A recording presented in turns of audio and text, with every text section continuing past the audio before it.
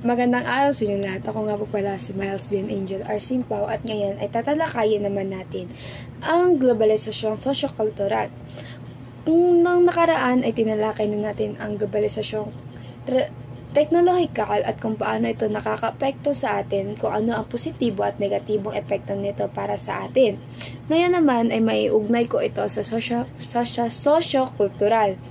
So, ano nga ba ang globalisasyong sosyo-kultural?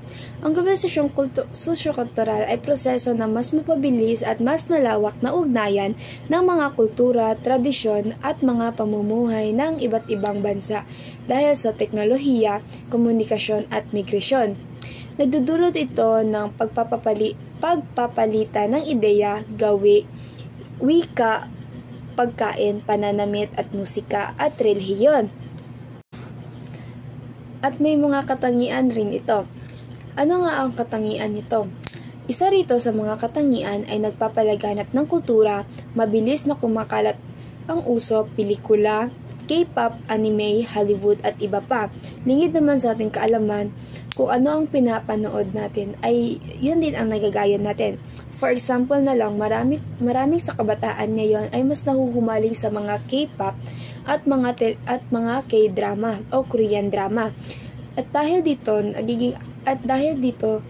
sa kanilang hilig ay nakakalimutan na nila ang kanilang kultura, gawi at iba pa. At sa kanilang mga gawi ngayon ay parang hindi mo na sila makikitaan ng pagiging Pilipino. Dahil ang nakikita mo na lang ang isang refleksyon ng kung sino ang iniidolo nila. At isa rin dito ang paglaho ng kultura, pagkakaroon ng kombinasyon ng lokal at mga banyaga. Katulad na lang ng mga ginagamit nating mga salita. Mas maraming Pilipino ngayon, lalo na sa mga kabataan, yung mga 3 years old to 4 years old ay mas marunong sila mag-English kaysa sa mag-Tagalog dahil mas nahihirapan sila dito at sa wikang banyaga ang kanilang nakasanayan. At isa rin ito sa nakakalungkot na balita dahil dapat sa atin mismo nagsisimula ang paglaganap ng ating sariling wika, ngunit ito ay hindi pa natin nagawa. Isa rin dito ang pagbabago ng identity, magdala ng mga kabataan ng mga kulturang mga banyaga sa kanilang pananamit, pagkain at pinapanood. Kaya sa aking unang katangian na aking bananggit kanina, na kung ano ang pinapanood mo ay siya rin ang magagaya mo. Dahil sa pananamit, sa kung anong kinakain nila, dahil sa kanilang pagkakaumaling at kung ano ang kanilang pinapanood, ay ginagaya na rin natin. At isa rin dito ang pakikipag-ugnayan. Mas madali ang komunikasyon at koneksyon sa iba't ibang lahi. Dahil dito ang wikang banyaga o ang English ay mas mostly na ginagamit na natin dito sa Pilipinas dahil marami sa ating mga Pilipino na hindi marunong mag-Tagalog at kung gumamit ng iba pang dialektong Pilipino. At mas madali sa kanila gamitin ang English dahil ang English ay isang universal language. At ngayon naman ay tatalakayin ko naman ang mga positibong epekto nito. Ano nga ba ang mga positibong epekto nito? Meron dito ang mas malawak ang pag-unawa sa iba't ibang kultura at gaya ng aking sinabi kanina na ang English ay mas ginagamit na dito sa Pilipinas kumpara sa ating sariling wika. At ito ay universal language ay kahit saang bansa ka mapunta ay English ang gagamitin mo dahil ito ang naiintindihan ng lahat ng tao sa buong mundo.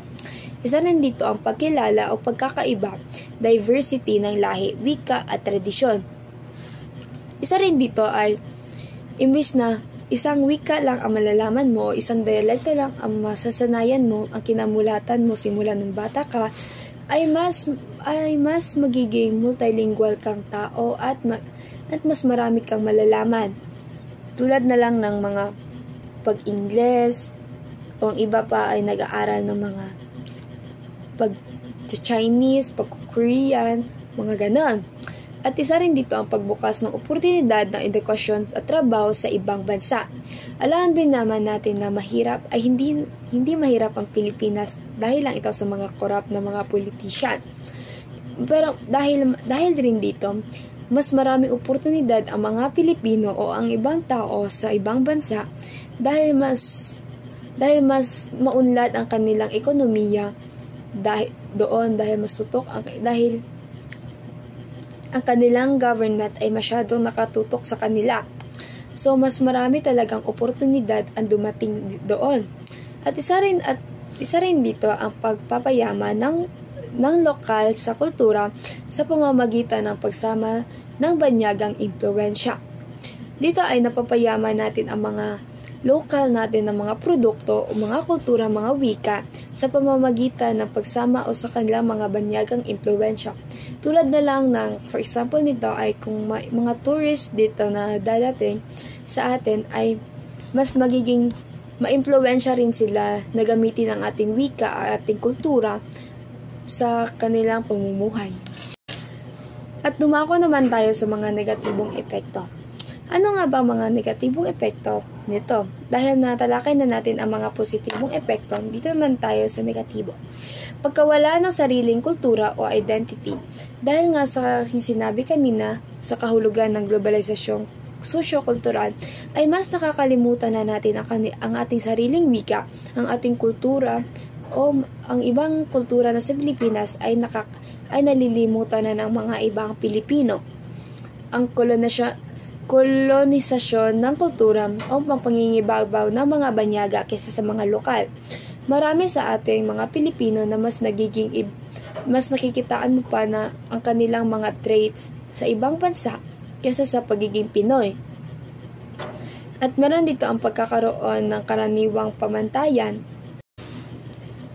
Ngayon naman ay tatalakayin naman natin ng mas mabuti ang mga halimbawa nito. Gulay ng isa sa mga halimbawa nito ang mga musika. Mas nahuhumaling na tayo makinig sa mga K-pop, J-pop, at Western pop music sa Pilipinas kumpara sa ating mga OPM. At isa rin dito ang pagkain. Isa rin dito ang mga McDonald's, Starbucks, at iba pang fast food chains. Isa rin itong kadalasan natin ginagamit ng mga Pilipino ang media. Ang ginagamit natin dito ang mga Netflix, Hollywood movies, anime, at K-drama. Isa rin dito ang pananamit, mas nagiging mukha tayong Koreano o Japanese sa ating mga pananamit at dahil sinusuot natin mga branded at mga western style na damit. Isa rin dito ang pinakamahalaga, which is ang wika. Ang paghalo ng English at Filipino o mas kilala ngayon na tinatawag nilang mga konyo. At isa na rin dito ang hybridization. Pagsanib ng dalawang kultura, halimbawa na lang ng Pinoy street food na may foreign twist. At yun lamang po ang aking reporting ngayon at maraming salamat po.